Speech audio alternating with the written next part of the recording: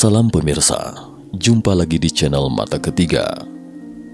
Sudah lama kasus Uma ini terkait dengan isu SCP. Hari ini, Mata Ketiga akan menjelaskan sedikit tentang perbedaan antara keduanya. Uma adalah akronim dari Unidentified Mysterious Animal, hewan aneh misterius. Dalam kriptozoologi dan kriptobotani, kriptid dari bahasa Yunani kripto adalah makhluk atau tanaman yang konon ada, namun tidak diketahui oleh konsensus ilmiah dan seringkali sangat sulit dipercaya. Contoh kriptid terkenal yaitu Yeti di Himalaya dan monster Loch Ness di Skotlandia. Kadangkala kriptid disebut pula Unidentified Mysterious Animal. Mereka yang skeptis berpendapat bahwa bukti keberadaan kriptid umumnya sebatas bukti anekdot dan bentuk bukti lainnya yang tidak layak sebagai suatu penelitian ilmiah dalam komunitas zoologi pada umumnya. Para pendukung pendapat tersebut setuju bahwa bukti-bukti dalam kriptozoologi kurang meyakinkan. Umumnya ilmuwan yang ragu akan kriptid sependapat bahwa beberapa kasus tertentu mungkin menandakan keberadaan hewan yang belum diketahui. Bukti yang didapat untuk mendukung keberadaan kriptid telah dibeberkan sebagai pemberitaan palsu. Contohnya, foto monster Loch Ness oleh dokter bedah. Beberapa bukti tak langsung telah meyakinkan ilmuwan terkenal yang sebelumnya ragu akan keberadaan kriptid. Kriptid merupakan subjek beberapa acara televisi, misalnya Monster Quest, Destination Truth, The Secret Saturdays, The X-Files, Lost Tapes, Roswell Conspiracies, dan Supernatural. Sedangkan SCP adalah singkatan dari Special Containment Procedures atau prosedur penahanan khusus.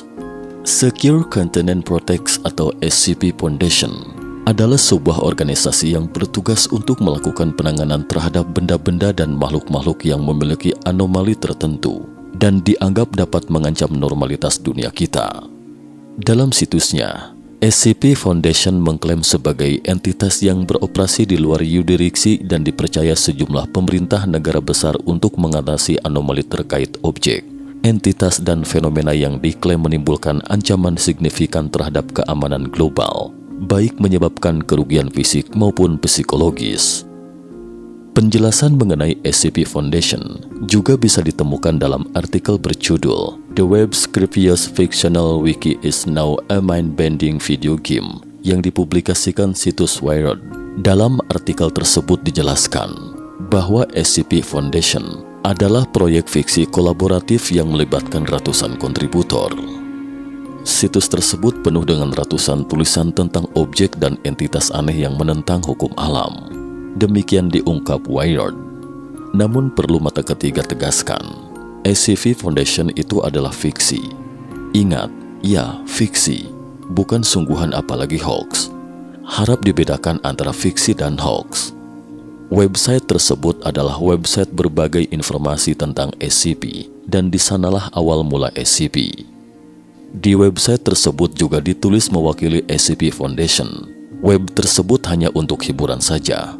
Founder web tersebut juga sudah menyatakan bahwa SCP itu fiksi dan hanya untuk hiburan, bukan untuk dianggap serius.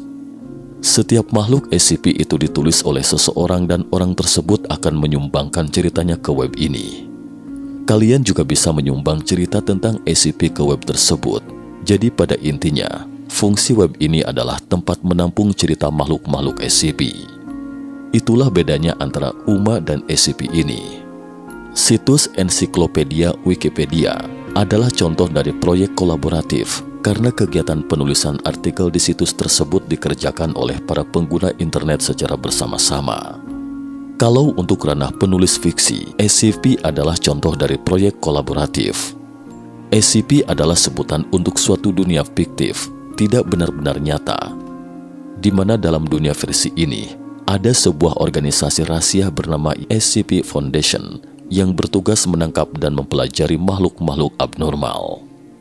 Makhluk-makhluk tersebut diantaranya adalah monster reptil yang bisa menyembuhkan diri secara instan, SCP-682.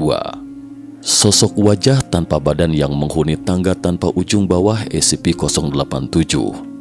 topeng yang bisa mengeluarkan tentakel untuk menjerat korbannya SCP-035, hingga mesin lampu sorot yang bayangan hasil sorotnya bisa bergerak sendiri SCP-205.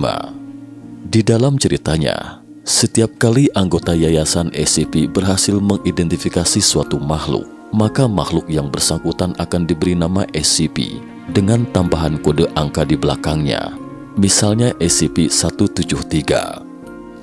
Ide mengenai SCP sendiri bermula dari sebuah cerpen pertama horor yang diunggah ke situs forum 4chan pada tahun 2007. Karena konsep dan gaya penulisannya yang begitu unik, orang-orang lantas berlomba-lomba membuat cerita SCP-nya masing-masing. Sebagai akibat dari begitu tingginya minat khalayak internet akan SCP, sebuah situs yang sekarang beralamat di scp-wiki.net pun lantas didirikan pada tahun 2008 khusus untuk menampung cerpen dan artikel bertema SCP. Hingga akhir tahun 2018, situs tersebut dilaporkan sudah membuat lebih dari 4.000 tulisan bertema SCP. Dalam kesempatan kali ini, Mata Ketiga akan memaparkan tentang 10 penampungan SCP yang paling mengerikan. 1. SCP-049 adalah entitas humanoid setinggi sekitar 1,9 meter, berpenampilan seperti dokter wabah abad pertengahan. SCP-049 mengenakan jubah tebal dan topeng keramik yang menandakan profesi itu. Pakaian tersebut tampaknya telah tumbuh dari tubuh SCP-049 dari waktu ke waktu dan kini hampir tidak dapat dibedakan dari bentuk apapun yang ada di bawahnya. Sinar X menunjukkan bahwa meskipun demikian, SCP-049 memang memiliki struktur kerangka humanoid di bawah lapisan luarnya. SCP-049 mampu berbicara dalam berbagai bahasa, meskipun cenderung menyukai bahasa Inggris atau Perancis abad pertengahan II. Alors, comment devrions-nous commencer une introduction? Is that French? Can we get a translator? No need for translation, sir. I can speak it well enough. Meskipun SCP-049 umumnya ramah dan kooperatif dengan staf yayasan, ia dapat menjadi sangat jengkel atau terkadang sangat agresif jika merasa keberadaan yang disebut wabah. Kendati maksud pasti dari wabah saat ini tidak diketahui oleh para peneliti yayasan, tampaknya ia menjadi masalah yang sangat diperhatikan oleh SCP-049. SCP-049 akan bersikap bermusuhan dengan individu yang dianggap terpengaruh oleh wabah. Seringkali harus dicegah jika menemui hal tersebut. Jika dibiarkan, SCP-049 umumnya akan berusaha untuk membunuh individu tersebut. SCP-049 mampu menyebabkan semua fungsi biologis suatu organisme berhenti melalui kontak kulit langsung. Hasil otopsi korban dari SCP-049 selalu meragukan. SCP-049 menyatakan rasa frustasi atau penyesalan setelah membunuh, menerangkan bahwa membunuh mereka membuahkan hasil yang tidak memuaskan untuk memusnahkan wabah. Meskipun subjek akan berusaha untuk melakukan otopsi kasar pada jenazah dengan menggunakan peralatan yang terdapat di dalam tas dokter hitam yang dibawanya setiap waktu. Meskipun otopsi tidak selalu berhasil, seringkali berujung pada penciptaan SCP-0492. Contoh SCP-0492 adalah mayat yang dihidupkan kembali setelah dioperasi oleh SCP-049. Contoh-contoh ini tampaknya tidak memiliki fungsi mental ataupun ingatan sebelumnya, hanya memiliki keterampilan motorik kasar dan mekanisme respon. Meskipun contoh ini umumnya tidak aktif, bergerak sangat sedikit, dan berada pada kondisi rawat jalan, mereka bisa menjadi sangat agresif jika diprovokasi atau diperintah oleh SCP-049. Contoh SCP-0492 mengalami fungsi biologis aktif, meskipun hal ini sangat berbeda dari fisikologi manusia yang telah dipahami. Terlepas dari perubahan, SCP-049 sering menyatakan bahwa subjek telah disembuhkan. 2. SCP-096 merupakan makhluk humanoid dengan tinggi sekitar 2,38 meter. Subjek menunjukkan massa otot yang sedikit, dengan analis awal massa tubuh menunjukkan malnutrisi ringan. Lengan tidak proporsional dengan bagian tubuh subjek lainnya, dengan perkiraan panjang masing-masing sekitar 1,5 meter. Sebagian besar kulitnya tidak memiliki pigmentasi, tanpa ada tanda-tanda bulu tubuh. Rahang SCP-096 bisa terbuka hingga 4 kali ukuran manusia pada umumnya. Fitur wajah lainnya tetap mirip dengan manusia pada umumnya, dengan pengecualian mata yang juga tidak memiliki pigmentasi. Belum diketahui apakah SCP-096 buta atau tidak. Subjek tidak menunjukkan tanda-tanda fungsi otak yang lebih tinggi dan tidak dianggap berakal. SCP-096 biasanya jinak, dengan sensor tekanan di dalam selnya menunjukkan bahwa subjek menghabiskan sebagian harinya berjalan berkeliling di dekat dinding bagian timur. Namun ketika seseorang melihat wajah SCP-096, baik secara langsung atau melalui rekaman video dan foto, subjek akan memasuki tahap tekanan emosional yang cukup besar. SCP-096 akan menutupi wajahnya dengan tangannya dan mulai berteriak, menangis dan mengoceh dengan tidak jelas. Setelah 1-2 menit, SCP-096 akan berlari ke orang yang melihat wajahnya, yang selanjutnya akan disebut sebagai SCP-0961. 3. SCP-1471 adalah sebuah aplikasi 9,8 MB gratis untuk perangkat seluler bernama Malover 1.0.0 di toko aplikasi daring. SCP-1471 tidak memiliki pengembang yang tertera dan entah bagaimana dapat menerobos proses persetujuan aplikasi dan sampai secara langsung ke distribusi. SCP-1471 juga dapat menghindari penghapusan oleh program pengaturan aplikasi. Setelah SCP-1471 terpasang, tidak ada ikon ataupun pintasan yang dibuat untuk aplikasi tersebut. SCP-1471 akan mulai mengirimkan gambar satuan lewat pesan teks setiap 3 hingga 6 jam. Semua gambar akan menunjukkan SCP-1471-A, entah di latar belakang atau di latar depan. SCP-147-A tampak seperti sosok humanoid besar dengan tengkorak seperti anjing dan rambut hitam. Selama 24 jam pertama setelah pemasangan SCP-1471, perangkat seluler akan menerima gambar dari lokasi yang individu tersebut biasa datangi. Setelah 48 jam, perangkat seluler akan menerima gambar dari lokasi yang individu tersebut baru datangi. Setelah 72 jam, perangkat seluler akan menerima gambar individu tersebut dengan waktu bersamaan dengan SCP-147-A yang muncul di sekitaran subjek. Individu yang terpapar lebih dari 90 jam dengan gambar berkelanjutan tersebut akan mulai membayangkan SCP-1471-A di penglihatan tepinya, permukaan yang terpantul atau keduanya bersamaan. Pemaparan berkelanjutan SCP-1471 pada saat ini akan menyebabkan visualisasi keberlanjutan SCP-1471-A yang irreversible. Individu yang sampai tahap ini melaporkan beberapa percobaan berkala yang dilakukan oleh SCP-1471-A untuk berkomunikasi secara visual dengan mereka, tetapi gagal untuk mengerti apa yang mereka lakukan. Saat ini, satu-satunya cara untuk membalik efek SCP-1471, efek adalah menghentikan pemaparan visual individu sebelum 90 jam setelah pemasangan. Sampai saat ini, tidak ada aktivitas agresif yang dilaporkan dari SCP-1471-A. 4. SCP-173 SCP-173 harus selalu ditahan dalam suatu kontainer pengamanan yang berkunci. Ketika personel memasuki kontainer SCP-173, tidak kurang dari 3 orang diperbolehkan untuk masuk pada suatu waktu, dan pintu kontainer harus dikunci kembali setelah mereka masuk. 2 orang harus senantiasa menjaga kontak mata langsung dengan SCP-173 hingga semua personel keluar dari dan mengunci kembali kontainer tersebut. Dipindahkan ke situs 19 pada tahun 1993, asal-usul masih belum diketahui. Dibuat dari beton dan besi beton dengan bekas cat semprot merek Krylon. SCP-173 dapat bergerak dan bersikap sangat bermusuhan. Objek tidak dapat bergerak ketika dipandang langsung. Garis pandang dengan SCP-173 tidak boleh putus sama sekali. Personel yang ditugaskan untuk memasuki kontainer diperintahkan untuk memperingatkan satu sama lain sebelum berkedip.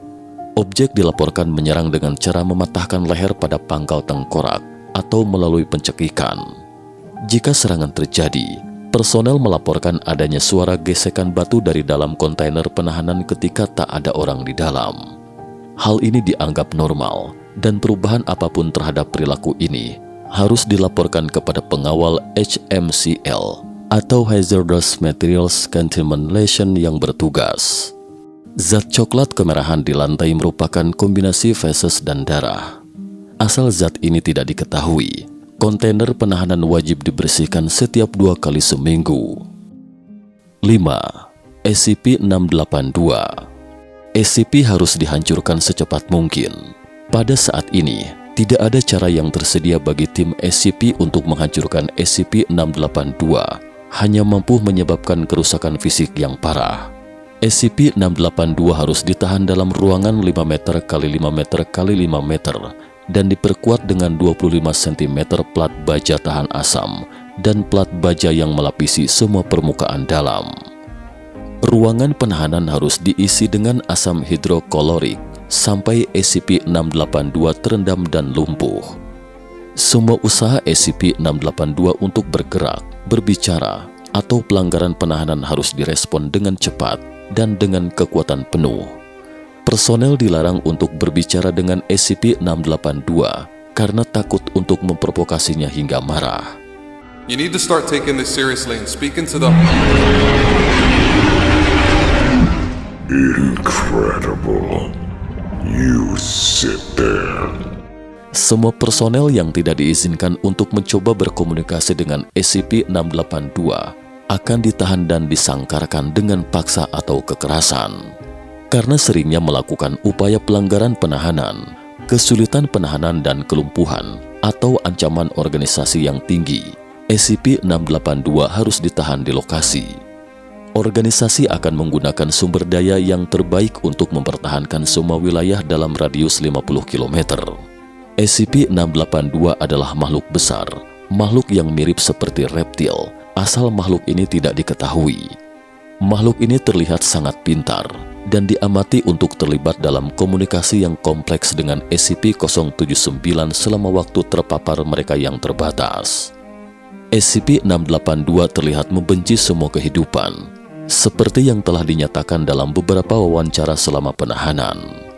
SCP-682 selalu diamati memiliki kekuatan yang sangat kuat, kecepatan dan refleks yang tinggi meskipun tingkat yang tepat bervariasi dengan bentuk. Tubuh fisik SCP-682 tumbuh dan berganti sangat cepat. Tumbuh atau mengecil dalam ukuran dia dapat mengkonsumsi atau merobek material.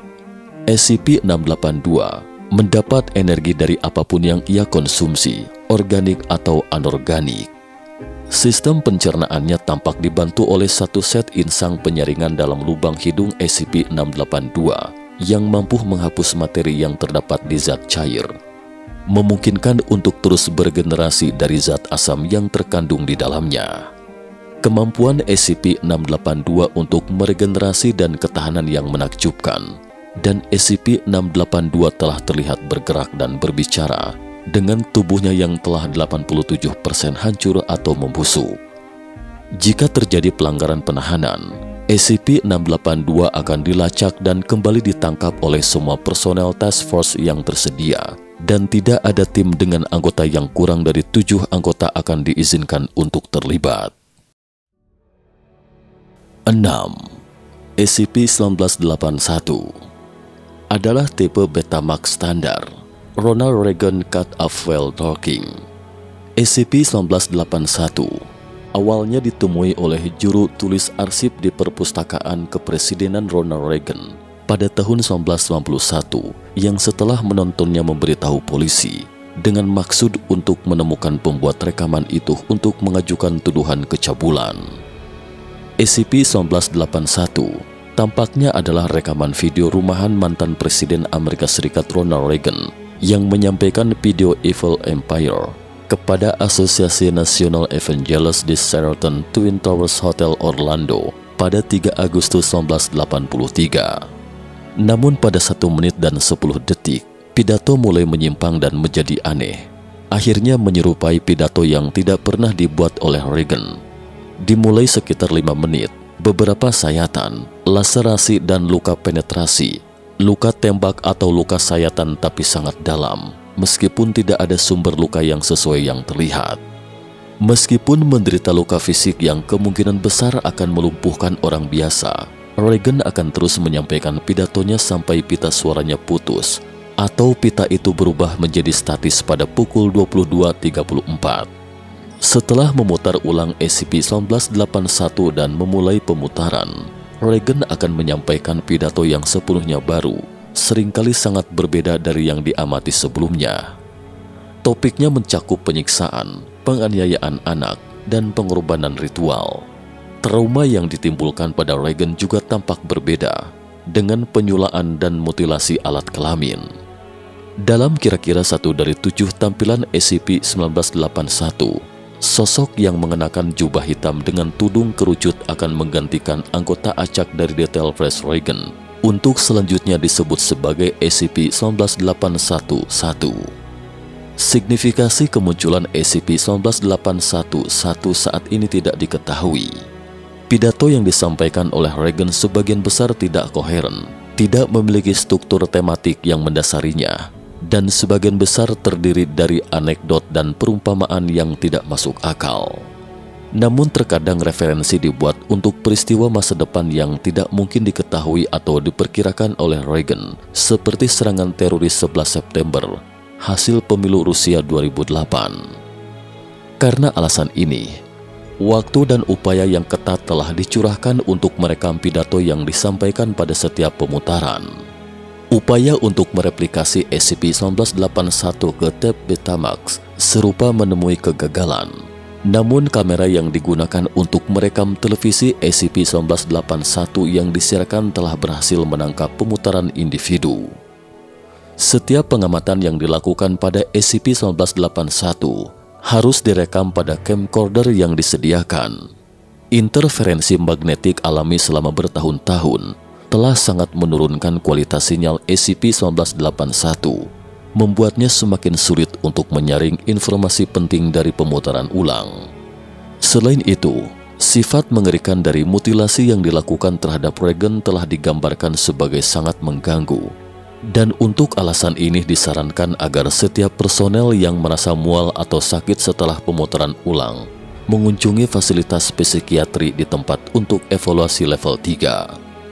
Karena Ronald Reagan masih hidup pada saat penahanan SCP-1981, jaring pengintai dikerahkan untuk membangun hubungan apapun antara dia dan SCP-1981. Tidak ada hubungan yang diketahui berkembang, meskipun Reagan sering mengeluh tentang mimpi buruk sebelum kondisi mentalnya merosot karena Alzheimer.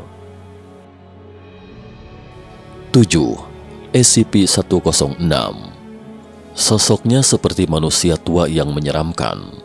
Penampilannya berbeda dari manusia kebanyakan, dan kulit serta dagingnya terlihat membusuk. SCP-106 tidak terlalu gesit, namun dia mampu menyerang manusia yang akan dijadikan mangsa olehnya. SCP-106 juga mampu berjalan vertikal tanpa jatuh ke bawah. Ketika menyerang, SCP-106 akan mencoba untuk melumpuhkan mangsa dengan merusak organ utamanya, mencabik otot, kemudian menarik mangsa ke tempat yang aman. SCP-106 lebih tertarik memilih mangsa manusia dalam usia antara 10 hingga 25 tahun. SCP-106 dapat menyebabkan efek karatan pada setiap benda padat yang disentuhnya. Ketika diamati, benda yang disentuhnya akan berkarat, membusuk dan retak. SCP-106 memiliki semacam zat berlendir berwarna hitam di seluruh tubuhnya. Manusia yang menyentuhnya akan merasa seperti terbakar. Yang lebih mengherankan lagi, SCP ini mampu menembus benda padat, meninggalkan jejak berlendir ketika berjalan.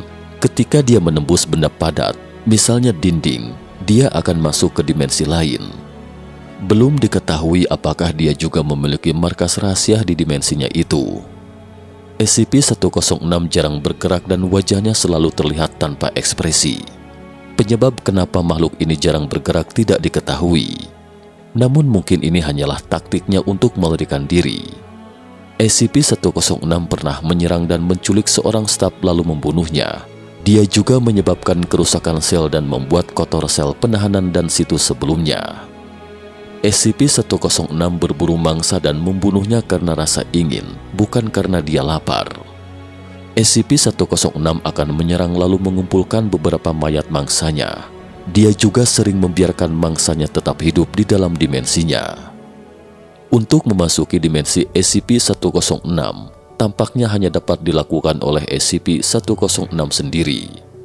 SCP-106 akan bermain dengan mangsa yang ditangkapnya, dan dia memiliki kontrol penuh atas ruang, waktu, dan persepsi dalam dimensinya itu. 8. SCP-2006. Perubahan bentuk yang terjadi pada SCP-2006 harus segera diamati, kemudian segera dicatat. Semua personel yang melakukan kontak dengan SCP-2006 diharuskan mendaftar dalam kursus akting dan fokus pada mengekspresikan rasa takut dan terkejut. Setiap bulan akan ditampilkan setidaknya satu film horor atau fiksi ilmiah berkualitas rendah yang mengandung unsur horor pada SCP-2006. Semua interaksi dengan SCP-2006 harus bertujuan untuk memastikan bahwa SCP-2006 percaya film-film tersebut adalah film horor yang sangat menakutkan.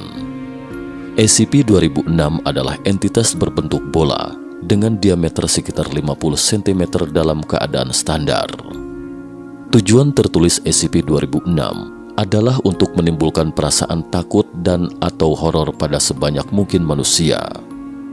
Untuk mencapai tujuan ini, SCP-2006 memiliki kemampuan untuk mengubah bentuk, massa, volume, kepadatan, struktur kimia, dan suara ke bentuk apapun yang diinginkannya. Saat ini tidak diketahui bagaimana cara merusak SCP-2006. Tingkat kemampuan perubahan bentuknya tidak diketahui, dan saat ini dianggap tidak terbatas. SCP-2006 menunjukkan kesukaan untuk berubah bentuk menjadi berbagai entitas dan penjahat dari berbagai film horor dan fiksi ilmiah yang telah disaksikannya. Bentuk paling umum yang SCP-2006 ambil adalah Rockman dari film Monster Robot 1953. SCP-2006 mampu berbicara bahkan ketika ia berada dalam bentuk entitas yang biasanya tidak dapat berbicara. SCP-2006 umumnya akan mencoba untuk mengejutkan dan atau menakut-nakuti setiap individu yang melakukan kontak dengannya. Tetapi setelah melakukannya, akan menjadi ramah dan bersahabat. Alasan dibalik ini saat ini tidak diketahui. Meskipun SCP-2006 telah berulang kali menyatakan tujuannya adalah untuk menyebabkan rasa takut sebanyak mungkin, SCP-2006 tidak bisa menilai konsep-konsep yang benar-benar ditakuti manusia dan terus mencari metode-metode baru untuk mencapai tujuannya. Ketidakmampuan ini menjangkau penilaiannya terhadap emosi manusia, karena SCP-2006 tidak mampu membedakan perbedaan halus dalam ekspresi emosi manusia yang jelas terlihat bagi manusia lainnya.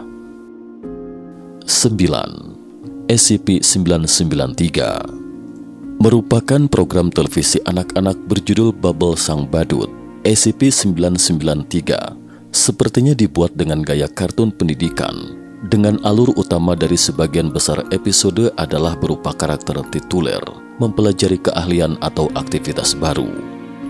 Program tersebut sepertinya tidak memiliki pemeran pendukung dan latar belakang program sering berubah di antara episode. Properti anomali SCP-993 muncul seketika saat program ditayangkan.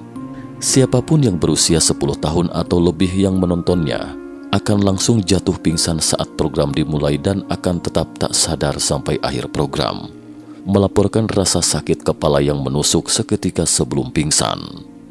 Anak-anak di bawah usia 10 tahun yang menonton SCP-993 kemudian melaporkan bahwa SCP-993 mengajarkan dan mendukung kegiatan seperti kanibalisme, pembunuhan, penyiksaan. Aktivitas ini sepertinya tertanam dalam pikiran subjek. Pemaparan berulang SCP-993 bisa menyebabkan gejala psikotik dan psikosefrenia permanen. 10. SCP-087 merupakan tangga platform tanpa pencahayaan.